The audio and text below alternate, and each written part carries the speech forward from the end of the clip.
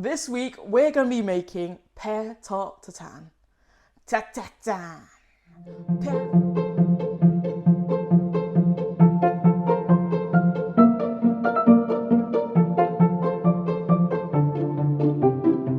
Okay, so it's caramel week. Not too sure what to expect really. Anything can go. Honestly, the caramelized sort of world is huge. You know, it could be fruit waffle all the way to an upside down fruit cake with a caramelized base, all the way through to something savory or sweet or whatever it is. So it's going to be incredibly interesting as to what they want us to make today. Just like the last 3 videos, we're going to be getting a challenge sent in by my partner, who will set the challenge, set the instructions, set the ingredients, and obviously anything that I needed to prepare, obviously during this whole process. Anything else, obviously like things I need to prepare the night before, would have been done already by him. I just received the text. Great, so, right, good morning, welcome to Caramel Week, I just said. Here's your challenge to make a Pear Tarte Tatin, inspired by the Great British Bake Off technical challenge. I expect to see a crispy, flaky, rough puff pastry with a perfectly caramelized pear topping. As you have 2 hours and 30 minutes to complete the challenge. Good luck. Here's the ingredients list and method. Okay, so by the looks of it, this is a very straightforward recipe in terms of like the number of ingredients we're facing with. And like it said, I'm not doing the ice cream. So there's literally only like 4 ingredients: pear, butter, sugar, and flour. I think for today, my sort of biggest complications will probably come from the pastry making. I don't really make pastry. I've only attempted it once when I did the croissant last year or the year before, and that was already really tough. So I'm going to be super intrigued as to what this will help, how this will carry over. Now going forward, if you are not interested in making the pastry yourself, it's so much cheaper and probably time saving to just go out and buy it. So I don't blame you, go ahead. But here is our attempt. 2.5 hours starting now. Okay, it's work time. So we've got 3 ingredients to start off with. It's the flour, pinch of salt, and the smaller measurement of butter. All we're doing here is really rubbing the butter through the flour and salt mixture, creating a really fine mixture here. Nothing too technical, just your hands will do. It's really interesting, right? So this recipe is super simple, such a basic number of ingredients here, which means that using high quality flour like this, which is something that I found in Waitrose, is really ideal. It does make a big difference. Now, moving forward, we've got now the ice water. It's so important to make sure that the butter in this dough does not melt at all. So you're using ice cold butter, ice cold water to ensure that the temperature never ever warms up. This is really icy. I think wait for a bit. I've been noticing a lot of you guys watching and a lot of new people coming in and watching. Please do comment, you know, like, subscribe, click onto the bell to let me know if you like this sort of content. There has been so many views coming through for this series, for especially the technical bake challenges and stuff like that I've been doing. It's great seeing you guys. Please do subscribe. It really does help me out. Also, it really helps out if you let me know what things I can improve, how I can change things rhythmically as well. It would always be a great help and a great shout as well. And I always love like chatting to you guys. I've had so many people come through now. Okay, as past Caitlin continues to mumble on rubbish, I'm just going to focus on creating the dough. Now you can see I've used a knife here instead of my hands, purely just to make sure the temperature does not increase. I don't want any of the butter to pool out. This flour's gorgeous. It's like a really cool colour. Like, I don't know why. Like, this feels legit. Guess how hard the butter is? Okay, we're grating the butter. I don't think I've ever said that in a sentence.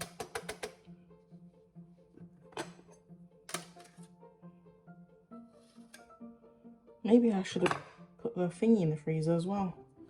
Maybe that would make more sense. I'm playing with butter. This is just not an experience that you have growing up. There must be a better way of doing this. This is a grating experience.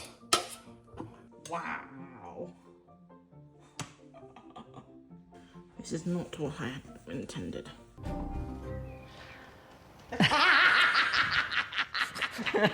It's your duty. That is disgusting. And I couldn't agree more, Paul. Honestly, I was not intending to play with butter today, but it is a very messy and, as per the name, a rough puff pastry. What I would recommend is every time you fold, turn it 90 degrees and then roll out your pastry, because you're creating those layers that you want, each time adding more and more butter to it so that it can form its own layer. No real technique here other than just make it up. I've only seen this once, and I've only done this once, and that's when I did the raisin croissant a couple of years ago with a larger parcel of butter. I felt like that was easier compared to this, marginally because the butter was formed into a square. Definitely something to watch if you have time after this video. Just buy it. Just buy your pastry. Okay, I know that you know how to peel a pear, but I just want you to enjoy this clip because it was so therapeutic and satisfying listening to the pear being peeled.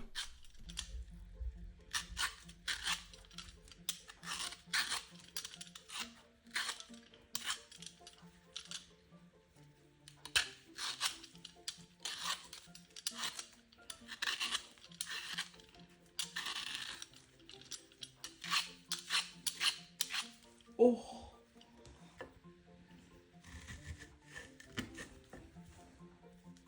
As this part is mandatory to the recipe, I'm going to make you watch it. Now, I know you know how to decor a pear, but I don't have the actual equipment for it, so I'm using a very old-fashioned technique with a spoon as well, and it works the same. Honestly, you can slice it if you don't like. You don't have to do it this method. Also, the recipe said 4 pears. I'm using 5 because the actual bowl is much bigger for the actual tart. So whilst I'm cleaning up here, I just want to give you a couple of tips. So when you add the sugar to the pan, it's going to become golden very quickly. So get a nice pan that you can tell the difference. Secondly, when you add the butter, it also really speeds up the process of caramelization. You also have to trust the process because the sugar will harden up when you add the pear, just like this. Now it will loosen up because the pear will soften. Once it softens, you can test it with a knife.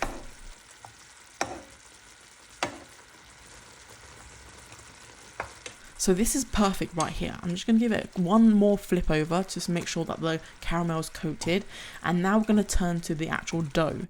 Honestly, roll out the dough into a perfect measurement of 1/2 centimeter. You will get leftover dough. Please don't make sure that you don't waste it. I made a pasty. There'll be another video coming out after this shortly to show you it. But it's up to you what you do with it. How do I get this? I don't have a big enough rolling pin for this. Oh, I'm scared now. I'm so scared. Okay. Oh my God. Look how tiny these pears are. This is what I mean. What do I do with this space? Let's bring it in a little bit more. Just want to add here, the placement of the pear does not matter. You can do whatever you like. I think I'm just doing what the instruction says, really. Oh, right. We want really loads of excess pastry. Lay in there. So get in there. Get in there. Get in there. Okay, this is now ready to be going into the oven for 25 minutes on around about 190 degrees. Honestly, depends on your oven really. My one was perfect. I put the actual shelf lower than usual so that it doesn't brown too quickly as well. Oh yeah.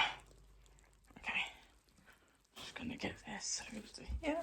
Oh, I wish I had a lazy Susan. That would have been great. It looks so good.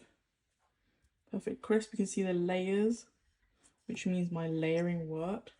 We've got like a couple minutes to spare, so I might wait for a bit until this cools down a little bit.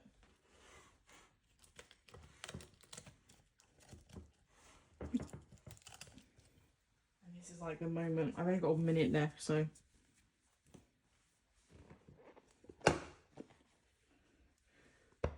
Okay. Whoa, whoa, whoa, whoa, whoa, whoa, whoa. Relax, relax, relax. I think I did it. I think we did it. And with a minute to spare.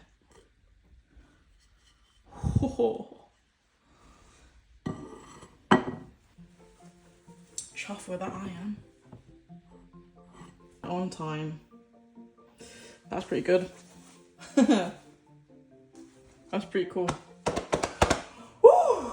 Okay, time is up and it's ready to show you the result. I am actually so chuffed about this one. It looked so pretty. Look at this.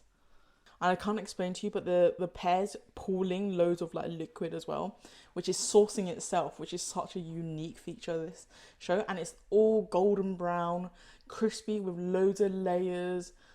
Whoa. I never thought I could actually succeed in this one, because puff pastry, if you guys ever had tried it at home on your own, is a nightmare, especially the butter, because it just wasn't great. I don't know if it's too warm or not, but it just wasn't great. And it's just like it's its own hassle, I swear. Like, anyway, so the point is we succeeded the challenge. I think this is one of the most successful one, actually, to my surprise. I will credit the fact that I didn't do the full recipe. I didn't make the ice cream because I don't have an ice cream machine. And also I didn't make the walnut praline brittle thing. But we don't need that. I've got ice cream in the freezer. You guys can also buy ice cream or make it at home. The recipe's on the website as well. But also, please look down below. There's also the recipe there. If you have come this far, can you please... Oh, let's see what emoji you guys should put down. Because I honestly think this week has been such a... I don't know, it's probably the highlight now because I'm so happy with the result. Everyone, put down the pear emoji in the comments below to let me know that you've come this far. You guys are the true star bakers, and I'm so grateful for you guys watching this far. Now, to round it out, I will show you guys the actual cut into it, and I will serve it up. But I just wanted to say is, if you do try this, please do let me know. Leave in the comments down below. Let me know if I've gone wrong anywhere as well, because obviously I won't know the difference. It's been a very long time since I've had a tart, or any form of tart or tarte tatin. So this is going to be something that's going to be a novelty treat for me, obviously. And I feel like this is something that, you know, not everyone makes at home. So it's going to be really cool if you guys do make it. Now, one final thing I will say is that we're not even halfway through yet. And I'm actually really enjoying this series. There are so many videos out there, so please do go back and check if you haven't watched any of the old videos. We've done the Battenberg, we've done the biscuit, we've done the bread. Now we're on caramel week. Now, of course, I want to dig into this. So let's make a plate.